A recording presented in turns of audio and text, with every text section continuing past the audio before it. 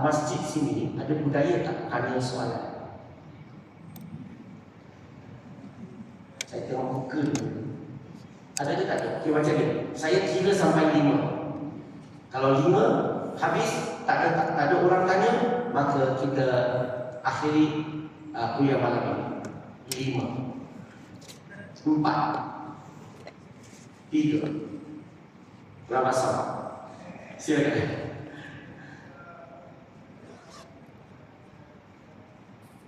Ajar sesuatu apa?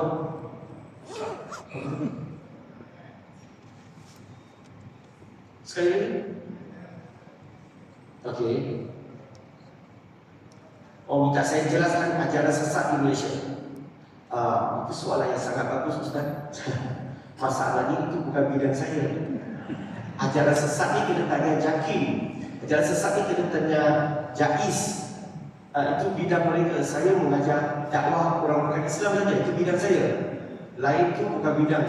Mungkin soalan ini paling elok kita tanya rujuk kepada mufti tempatan, mufti negeri Selangor. Boleh ke?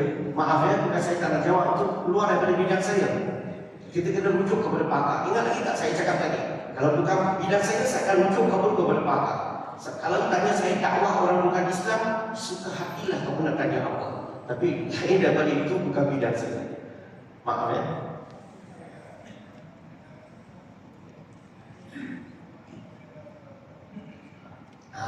Dia sekarang dia kata ajaran sesat itu boleh boleh mengelirukan orang bukan Islam terhadap agama Islam. Betul ke? Itu saya setujulah. Itu saya setuju. Tetapi macam mana kita nak tahu dia sesat ke tak sesat, itu yang masalahnya. Sebetulnya kita perlukan jabatan mufti atau mufti yang cakap, ahli majlis yang cakap, jabatan agama yang bagi tahu kita, baru kita tahu beza.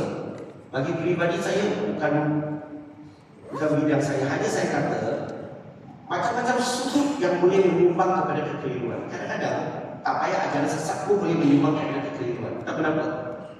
Kita sesama Islam pun hari-hari macam main badminton. Faham tak? Sesama orang Islam kita sentiasa berlaku tak? Tidak tolong-menolong. Setiap kali mu'alaf tu masuk Islam, macam ni. Kenapa dia cakap macam ni, dia cakap macam ni? Bukan bidang saya. Jadi dia cakap dia sesat. Dia cakap dia sesat. Lah, bukan bidang saya. Mu'alaf, kadang-kadang ustaz tak gaduh-gaduh lah, tak kisah pun. Pergi padang gaduh habis. Tapi kadang gaduh sampai mu'alaf tu pening. So mu'alaf ini dia masuk Islam, dia nak Islam, dia mana ada ikut mana kumpulan, dia tak ada kumpulan. Betul tak? Siapa yang bawa dia masuk Islam, siapa yang ajar dia, itu yang dia tahu. Tapi kita janganlah libatkan mu'alaf. So kadang-kadang bukan saja ajaran sesat yang mengelirukan, kadang-kadang cara yang benar kita sendiri pun mengelirukan. Kita sepatutnya orang Islam, kalau ada apa-apa perbezaan, kita tak setuju. Ajarlah kita tutup dalam bilik seminar tu, kita bincanglah elok-elok. Betul tak? Sebab kalau perkara-perkara yang kadang-kadang orang biasa tak faham pun, tak tahu apa cerita. Kadang-kadang dia tanya saya cakap bukan bidang saya tak tahu. Dia boleh tanya mufti. Bagi saya senang. Bukan bidang kita, jangan sentuh. Rujuk kepada yang pakar. Ada cerita. Okey? Wallahu a'lam. Ada soalan lain? Wah, soalan mana ni? Yes, Ji.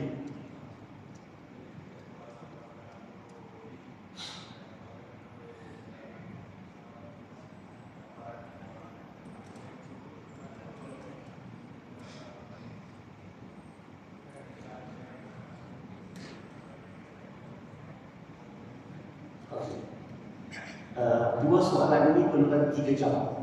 Macam mana saya nak jawab?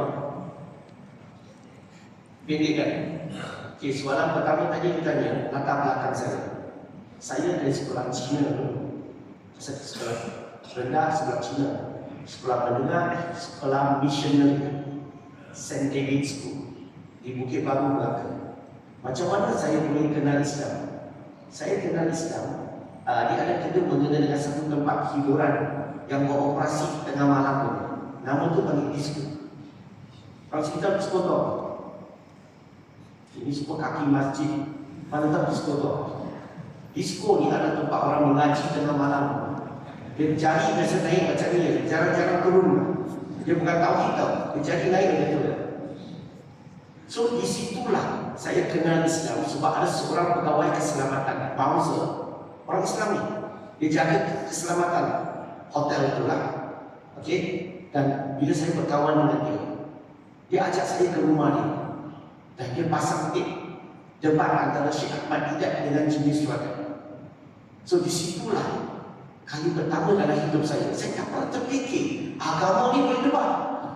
Agama ni saya boleh buktikan kamu salah, you boleh buktikan saya salah, boleh hujah. So disitulah datangnya minat saya, minat kaji. Maka saya buat perbandingan agama. Selepas 3 tahun saya ada kesimpulan, saya dapat jumpa kebenaran dalam agama Islam, perbandingan agama. Okey, yang menarik, yang buat saya minat kepada yang tertarik kepada Islam, surah Al-Baqarah surah kedua ayat 255. Sebab ayat inilah yang mengajar saya jelas sekali macam mana hanya Allah Subhanahu Wa Taala mempunyai ciri-ciri ketuhanan, dan seluruh alam ini, segala yang ada dalam alam ini, tak ada satu pun mempunyai ciri-ciri Tuhan. Maka saya menolak menyembah apa-apa dalam alam ini melainkan Allah Subhanahu Wa Taala. Maka saya memeluk Islam dekat 28 tahun yang lalu. Itu soalan pertama. Soalan kedua lupa je, sekali ulang. Dah tua lah. Sorry. Okey. Kenapa orang bukan Islam, terutamanya orang Cina lah, lebih ramai pergi ke agama jiran daripada agama Islam? Saya bagi statistik lah. Kalau kita tengok statistik Panci 2010, boleh ingat Panci 2010, di Malaysia ni kita mempunyai 30 juta rakyat masa itu, lebih kurang lah 18 juta siapa? Orang Islam. Orang Cina kurang daripada 7 juta, kira 7 juta lah sedangkan Cina. Daripada 7 juta yang masuk Islam 42 ribu. Okey, tetapi daripada 7 juta yang masuk Kristian 700 ribu. Kalau kita kira, maksudnya satu Cina masuk Islam, 16 Cina masuk Kristian. Kita kalah 16-1. Di mana? Negara Islam. Kita majoriti ke mereka majoriti? Kita majoriti 18 juta, mereka super minority. Yang paling teruk sekali apa? Yang paling teruk, kebenaran kalah kepada kebatilan, tauhid kalah kepada syirik.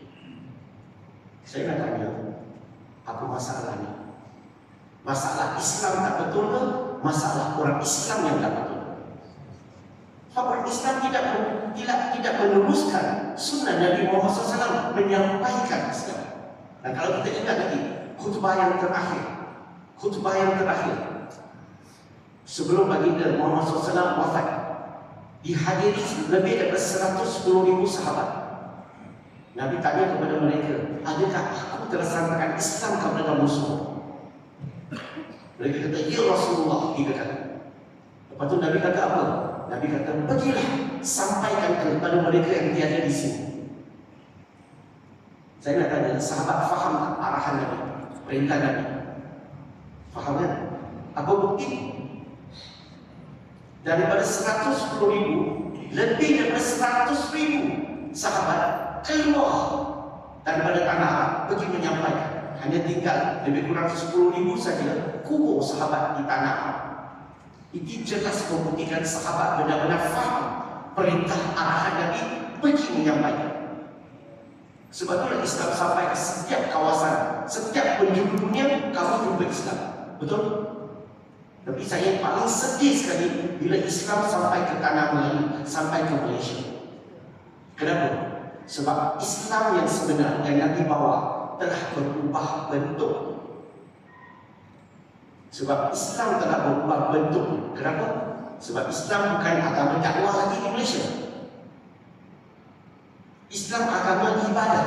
kita ibadah, solat, puasa, zakat, haji, itu aja. Tapi Islam tidak gerak, tidak bergerak untuk menyampaikan. Dia bukan agama dakwah.